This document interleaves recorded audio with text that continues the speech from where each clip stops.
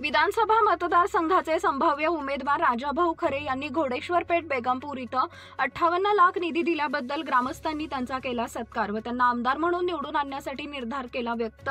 हलगीच्या कडकडाटात त्यांचे स्वागत करण्यात आले। कार्यक्रमासाठी ग्रामस्थ मोठ्या संख्येने उपस्थित होते। एप्रिल मध्ये आपल्याला पाण्याच्या पाळीची गरज असते, ज्या वेळेला धरणात पाणी भरपूर असतं आणि पाण्याची गरज असते त्यावेळेस आपली नदी कोरडी असते, नदीत प्यायला पाणी नसतं, त्यावेळेस आपण आमदारकडे गेलो, आमदार साहेब जर आमच्या पिकं जळायला लागलेत, पिण्यासाठी पाणी नाही, आम्हाला धरणात पाणी सोडा म्हणलं तर आमदार मालकाला विचारतो आणि मग ठरवतो, बरोबर काय? मग असा कारभारी जर आपल्याला जर उत्तर देत असेल तर असा कारभारी आपण ठेवायचा का?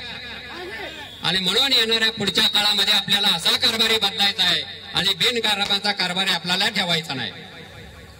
आणि मित्रांनो, बोलत असताना तुम्हाला सांगतो की खाजगीत बोलत असताना पत्रकारांना सांगतो की खाजगीत बोलत असताना सांगितलं जाते की 12 वाडे आणि 13 आमदार आमच्याकडे भरपूर मतं येते, आमच्याकडली 25,000 मतं एक गट्टा पडणार आणि 25,000 झाल्यानंतर तुमच्या तालुका पंढरपूर असेल, उत्तर सोलापूर असेल, मोहोळ असेल, मग समोरच्या उमेदवाराने एक म्हणायचं।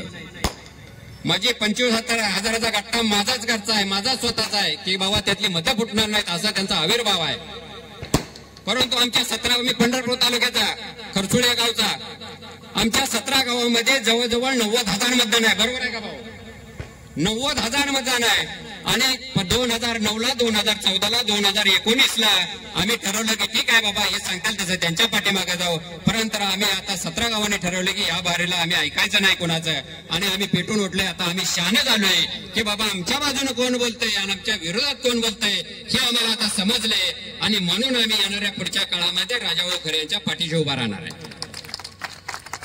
आणि म्हणून आमच्या पंढरपूर तालुक्याच्या 17 गावाचं 90,000 मतदान, त्याच्यापैकी 60% पोल धरा तर 90,000चं 60% किती झालं? 9×54, जवळजवळ 54,000, 50,000च्या पुढे मतदान झालं। आणि या मोहोळ तालुक्याचा इतिहास आहे, किती मतदान लागते आमदार निवडायला? 50,000, 55,000, बरोबर आहे का पत्रकार बंधूंनो?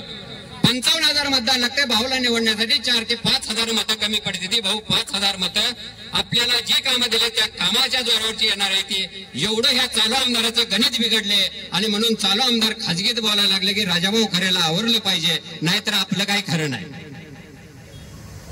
आणि म्हणून येणाऱ्या काळामध्ये भाऊचे कार्यकर्ते असतील, भाऊमध्ये असेल, प्रत्येक कार्यकर्त्याच्या पायामध्ये साखळ्या बांधायला चालू केलेले आहेत। भाऊ माझ्यावर सुद्धा कमी दबाव आलेला नाही, भरपूर दबाव आलेला आहे की बाबा ही शेतकरी संघटनेचा बेना आहे, जिथे व्यासपीठावर जाईल तिथं आम्हाला उघड करतंय आणि खरं बोलतंय, त्याच्यामुळे ह्याला कुठेतरी बेड्या घातल्या पाहिजे। आणि म्हणून भाऊ माझ्यावर सुद्धा भरपूर दबाव आहे, परंतु मी दबावाला बळी पडणारा माणूस नाही। गेली 25 वर्ष झालं शेतकरी संघटनेचं काम करतो आणि आम्ही शेतकरी संघटनेच्या कामाच्या माध्यमातून शेतकऱ्याचं परपंच उभं केलेली माणसं आहे